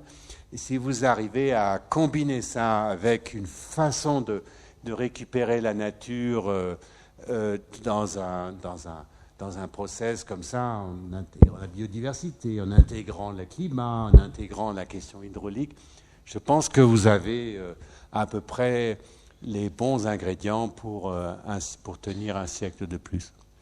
Voilà, c'est une autre image de cette écologie festive. On peut la faire partout. Ça, c'est un tunnel qui avait été creusé à Lyon pour faire un tube de sécurité dans la Croix-Rousse. Et pendant un congrès culinaire, je ne sais pas qui a eu cette idée, mais c'est génial. Il a juste récupéré le tunnel pour faire une grande table et faire un festin. Donc toute la nuit, on pouvait manger dans ce tunnel en allant du Rhône à la Saône, du Saône au Rhône. Ça. Voilà, moi, ce que j'aime dans la ville aujourd'hui, c'est ça. C'est pas les grands monuments, c'est pas la star architecture qui est toujours la même. D'ailleurs, je dis souvent au maire, ne demandez plus... je disais toujours à Zahadid, mais un pauvre, elle est morte, donc je ne peux plus dire ça, mais arrêtez de faire tous la même chose. Occupez-vous du présent collectif, c'est ça l'urgence absolue dans cette société qui cherche un peu ce qui est l'histoire suivante quand on arrive au sommet de la pyramide en termes de perfection. Et puis, je vous disais, on fait un grand voyage dans cette conférence. On est parti de Singapour, on termine à Rio, parce que tout seigneur, tout honneur, c'est-à-dire que la ville paysage, la ville géographie, la plus belle ville du monde dans laquelle cette histoire de l'imbrication de la nature par la montagne, par la végétation, par la mer et par la ville, c'est Rio. C'est ça, c'est cette image-là qui est pour moi la plus belle expression, la plus subliminale de ce que j'appelle l'inversion du regard. Elle s'est faite toute seule, hein. Personne n'a vraiment pensé. D'ailleurs, c'est une ville et c'est un peu une autre question qui me fait réfléchir, c'est que Rio est surtout beau quand on est à cette hauteur. Plus vous descendez, plus c'est une catastrophe. Il n'y a pas un bâtiment qui est mieux que l'autre, contrairement à Sao Paulo, qui est une ville dans un site beaucoup plus ardu.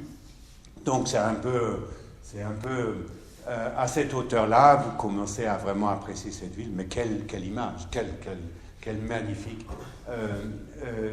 façon dont on peut illustrer cette idée de l'inversion du regard. Je vous remercie.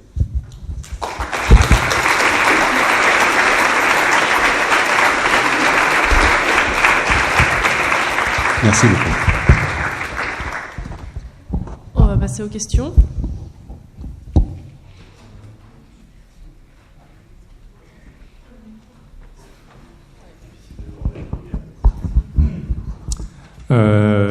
Bon, Alfred, je vais essayer de... Difficile de te poser une question. Après la conférence, j'abondais dans beaucoup de choses. Peut-être essayer de faire émerger quelques pistes sur la question de l'esthétique. Quand on a pu en discuter en aparté, il y a souvent la question de l'écologie, où la nature arrive après une forme d'esthétique, comme si elle s'adaptait, ou de réinventer une question esthétique sous des nouveaux paradigmes et sous de nouvelles réflexions à propos de l'écologie et de la nature.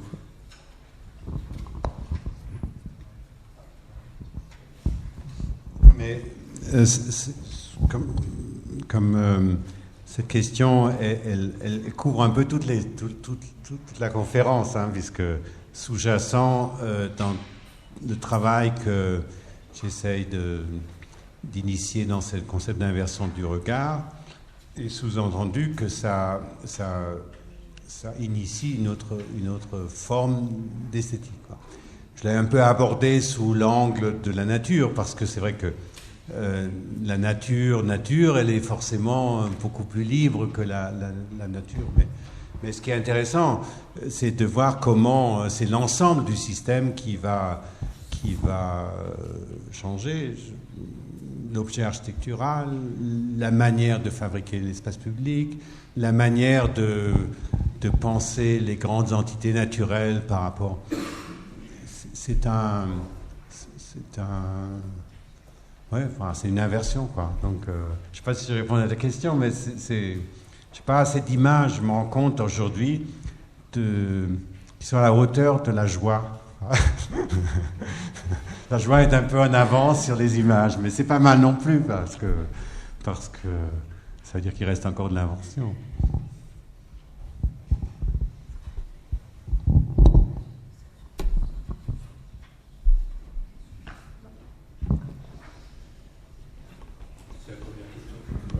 Oui, non, mais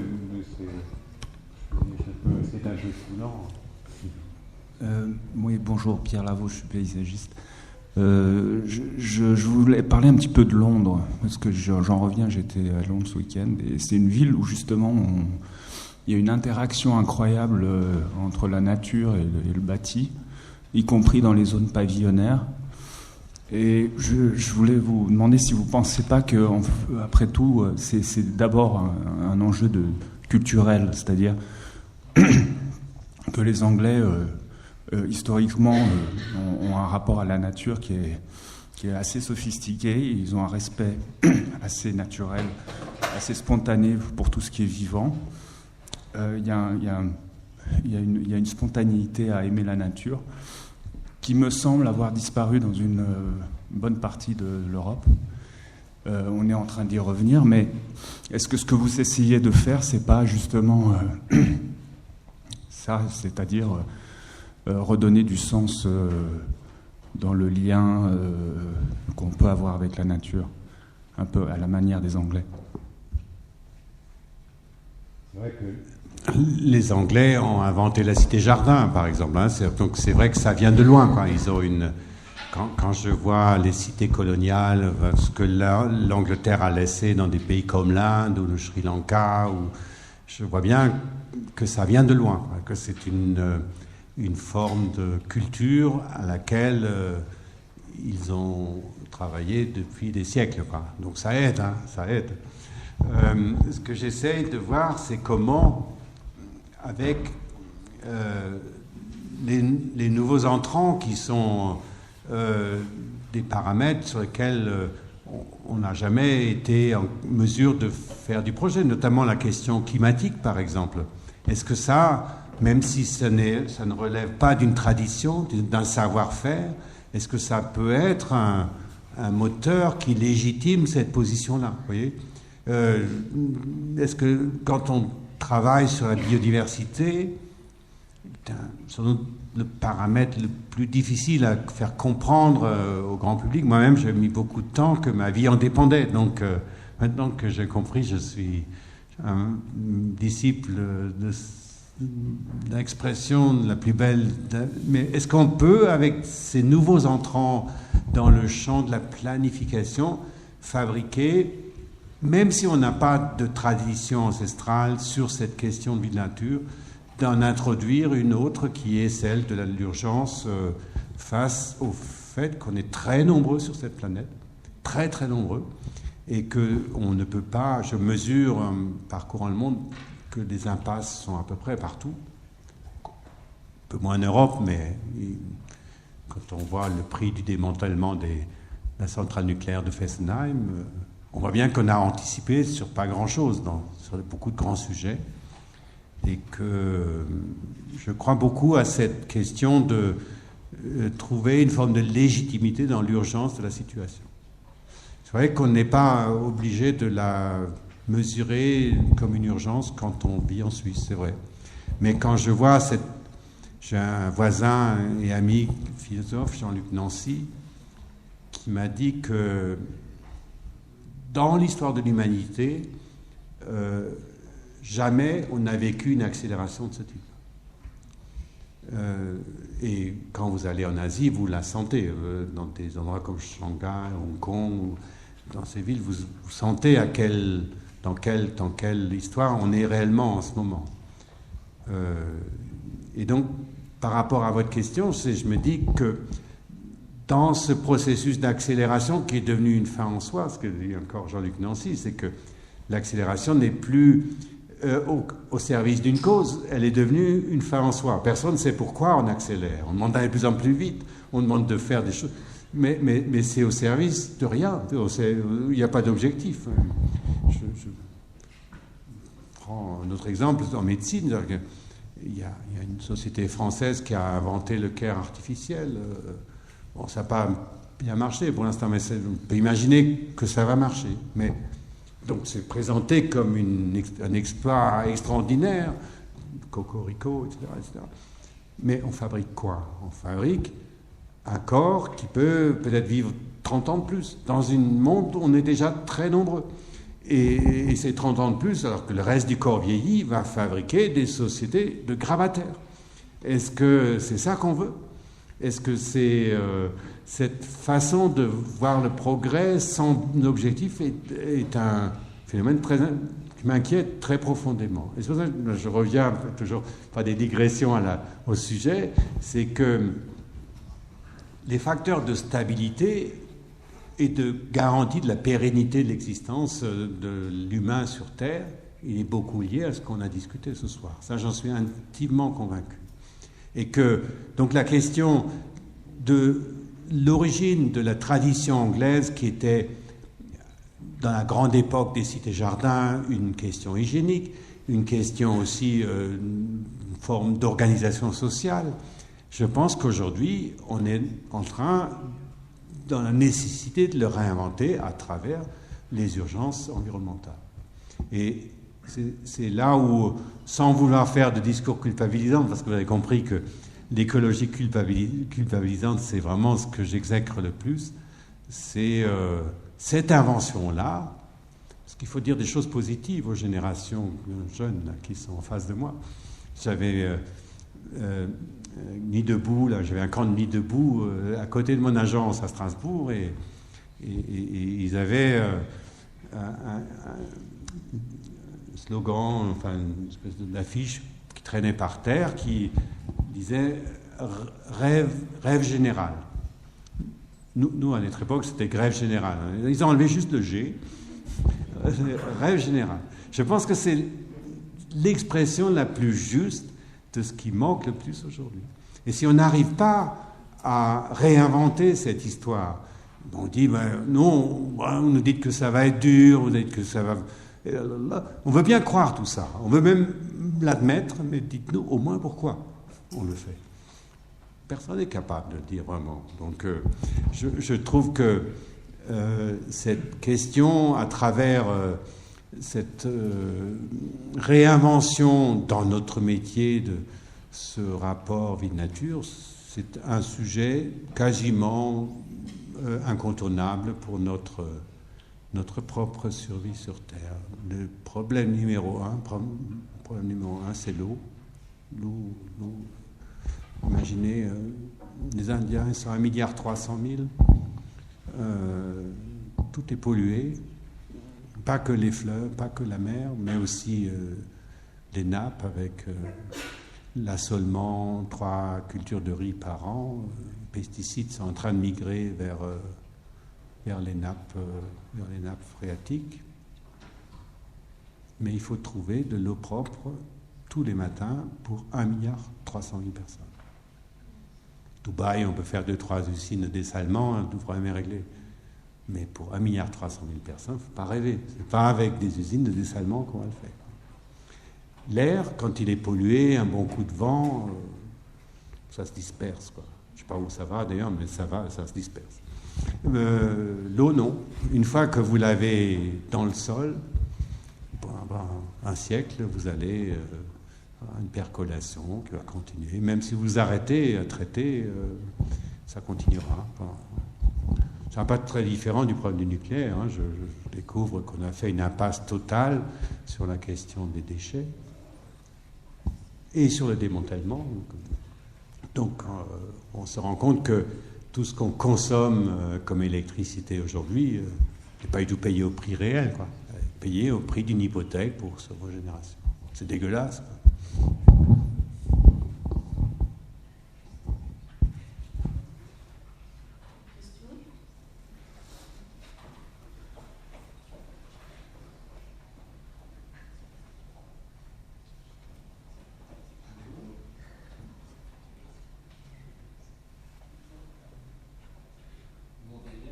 Oui, je vous entends. Je suis étudiant ici en architecture de paysage et je constate que sur toutes les villes que vous visitez, il y a une ville qui soit un peu plus que les autres, que vous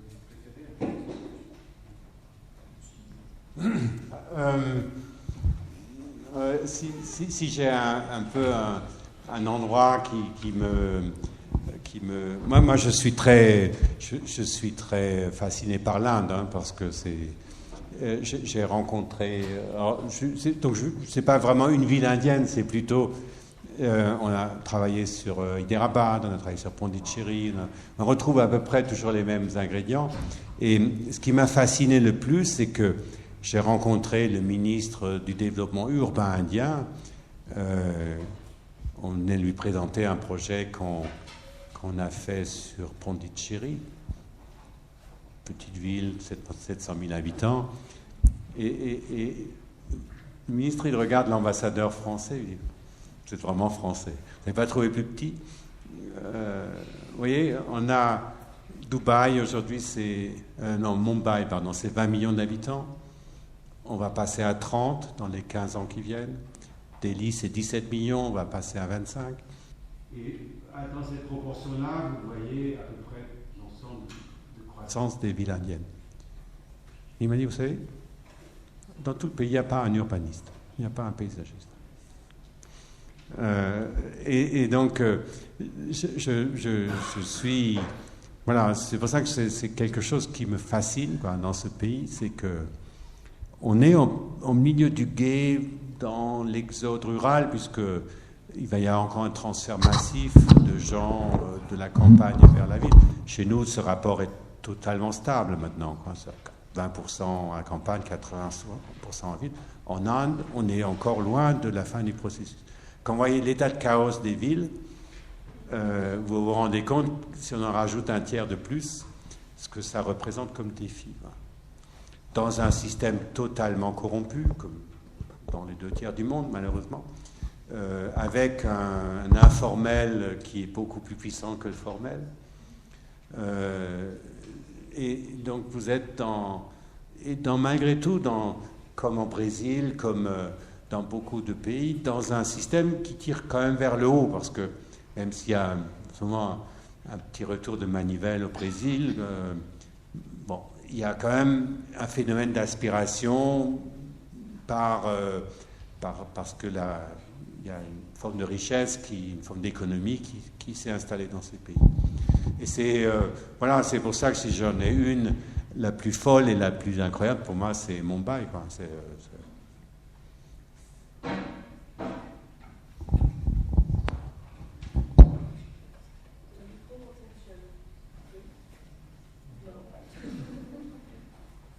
qu'il y a encore des questions?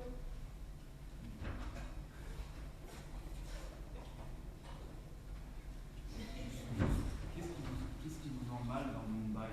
C'est un cauchemar écologique, un cauchemar paysager. C'est l'enfer sur Terre. C'est le concentré de tous les défis.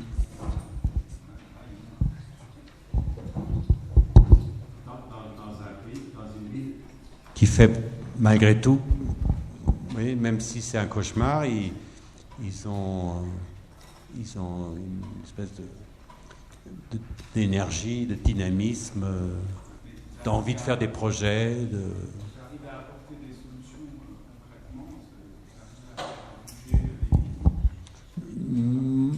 Je pense pas vraiment, mais je pense que je me sens quand même utile, quoi. C'est-à-dire que l'idée n'est pas si on va à Mumbai pour essayer de trouver des solutions, à mon avis, on rentre une semaine après et on n'y retourne plus, quoi. Mais quand vous rentrez un peu dans la vie de cette ville, quand vous voyez un peu comment... Il y a des choses... Là, en ce moment, les Indiens, ils font des métros aériens partout, quoi. Alors, j'ai vu, comme ça, dans toutes les villes, se construisent actuellement, c'est un chantier, des métros aériens. J'ai essayé de comprendre pourquoi, d'un seul coup, par la grâce du Saint-Esprit ou du Bouddha, tout le monde s'est mis à faire des métros, qui sont en plus des monstres, c'est du gros béton sur les grandes artères, enfin ça change, je ne sais pas si ça défigure, mais ça change complètement l'image de ces villes.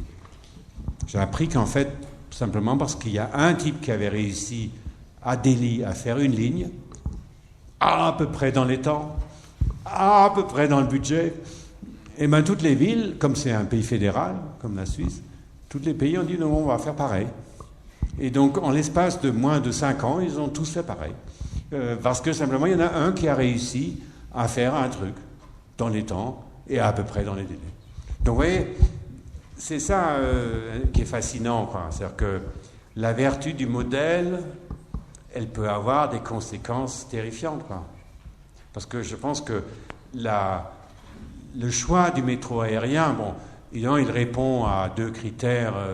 Le premier, c'est que c'est un transport massif, quoi. C'est du gros tuyau. Et puis l'autre, c'est que c'est pas technologiquement très compliqué à construire, quoi. Bon. Et beaucoup moins cher, évidemment.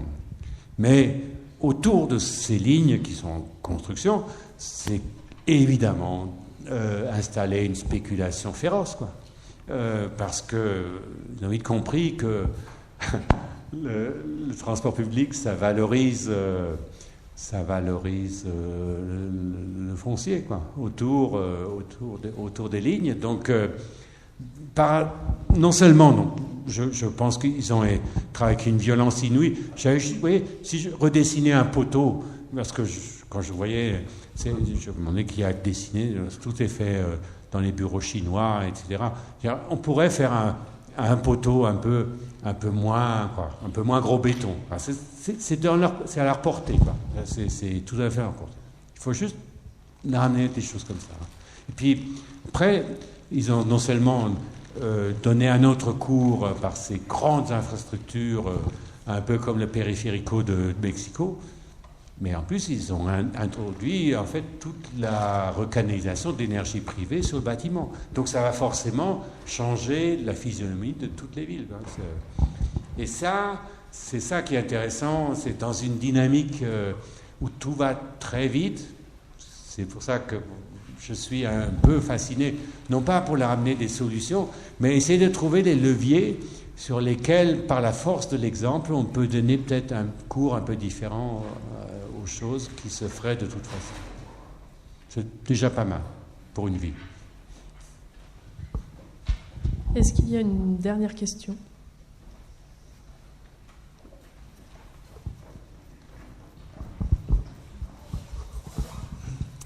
Alors, donc, si on a envie de faire des projets innovants, d'être innovateur, comment faire alors finalement pour convaincre les villes, les architectes, enfin tous ceux qui décident finalement si un projet va être réalisé ou pas, va être financé ou pas, comment faire, quels sont les arguments finalement qu'il faut, comment faire en fait.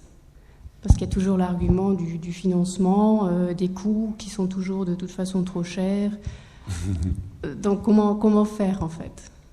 Bon, déjà, dans la formulation de la question, il y a quelque chose que je voudrais rectifier. C'est que vous disiez, si j'ai envie de faire un projet innovant, mais ça c'est votre métier, hein.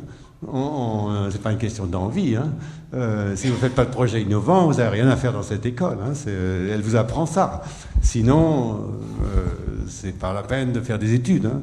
Donc, vous faites un projet, il est forcément innovant par nature. La question que vous posez, c'est comment on peut faire que ce projet se réalise. Hein, c'est ça. C'est là où je vous disais qu'il y a, pour votre génération, disons, la question que vous posez, elle se pose au schéma traditionnel vertical dans lequel les décisions se prennent du haut et qui redescendent progressivement vers le terrain. Je pense que c'est plus du tout comme ça que ça va fonctionner. Et que ce projet innovant que vous avez imaginé, vous allez le partager avec tous vos réseaux, dont je ne sais pas grand-chose, mais qui eux-mêmes vont avoir leur... Et vous allez le construire ou le co-construire avec vos réseaux que vous avez constitués. C'est ça la grande différence qui va se produire. Et que je vois bien à New York, par exemple, on a gagné un projet pour réaménager la 42e rue, qui est un projet qui n'émane pas du maire, mais qui émane de pression, ou je ne sais pas comment on appelle ça, hein, mais c'est un groupe de quelque chose qui a décidé que la 42e rue doit être piétonne. Ils ont lancé un concours, mais eux-mêmes, c'est-à-dire que sur une idée qu'ils ont développée entre eux, simplement parce qu'ils en avaient besoin d'une visibilité médiatique. Donc je ne sers pas vraiment à faire une rue piétonne, je sers à faire de la visibilité médiatique. Mais c'est très significatif de cette manière d'initier des projets. Ce qu'il faut, c'est que vous trouviez les projets qui ont du sens, quoi. C'est-à-dire, si c'est juste j'ai envie de faire ça. Non, il faut essayer de comprendre comment fonctionne la société pour que le projet que vous allez initier, il est vraiment dans le vrai, quoi, dans l'utile. Après, il va se faire sa vie horizontale, et puis à un moment donné, et c'est déjà le cas, par exemple, à New York, le maire, il n'initie pas de projet. Les projets lui remontent, et il a ce pouvoir, il y a quand même des élus, c'est normal, de trancher entre ceux qui pensent être dans les raisons pour lesquelles il a été élu et ceux qui ne sont pas. Par exemple, ce groupe a décidé que, voilà, en piétonnisant la 42e, ils allaient mettre un tramway ou un système comme ça, etc. Mais le maire, il dit, bon, pourquoi pas? Mais regardez, à Brooklyn, à Queens, il n'y a rien du tout. Il n'y a pas de métro, il y a rien. Je pense que l'élu va être un peu un régulateur de l'intérêt public. Vous allez être à la fois l'initiateur, le partageur avec votre cercle qui peut être très très large et qui, à un moment donné, il faut qu'on se fasse rémunérer sur ce travail que j'appelle l'écrivain public. Celui qui, avec tout ce que vous avez appris dans cette brillante école, vous permettra de faire ce que votre communauté ne peut pas faire, c'est-à-dire que de transformer tout ça dans une forme d'organisation spatiale. C'est passionnant, non?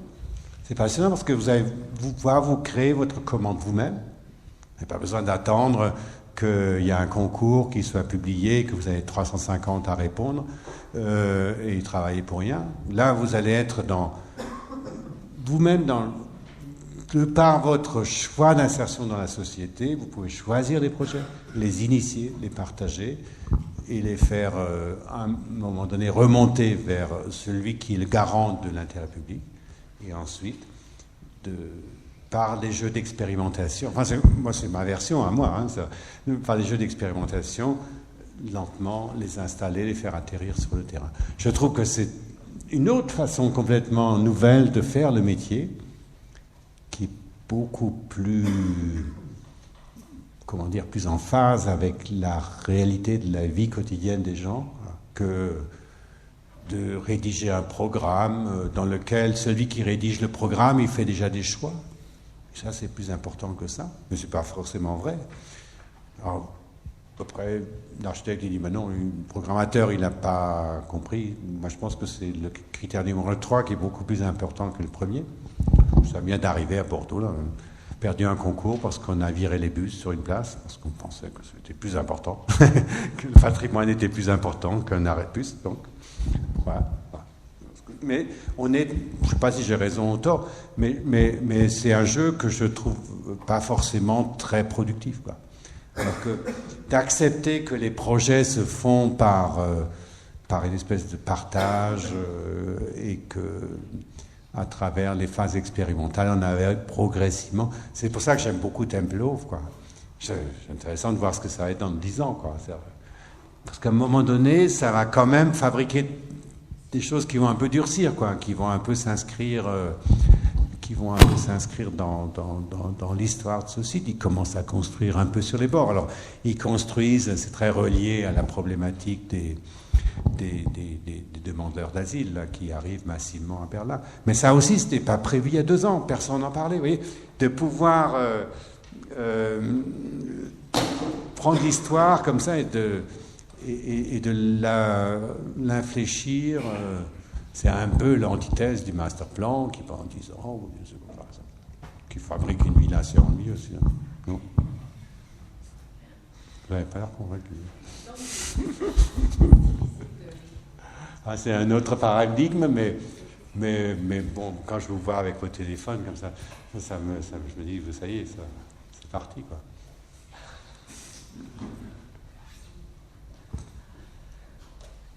Est-ce qu'il y a d'autres questions ?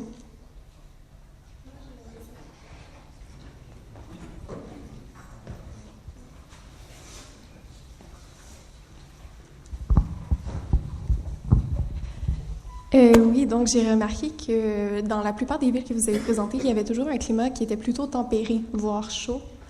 Je me demandais de quelle façon vous perceviez, disons, la ville et l'environnement dans des climats qui sont plutôt froids. J'ai jamais travaillé dans les pays froids, donc c'est difficile. Et en plus, je trouve que c'est beaucoup plus facile de travailler sur la chaleur que sur le froid. La chaleur, c'est quelque chose qu'on peut... Enfin, vous voyez, toute l'histoire de l'architecture méditerranéenne, par exemple, n'est qu'une série d'inventions sur la manière de maîtriser le chaud, quoi. Mais le froid, bon, on peut isoler, mais c'est évidemment, une fois que vous avez isolé, vous avez toujours froid. Quand il fait froid dehors, ça réchauffe rien, quoi. Donc il faut,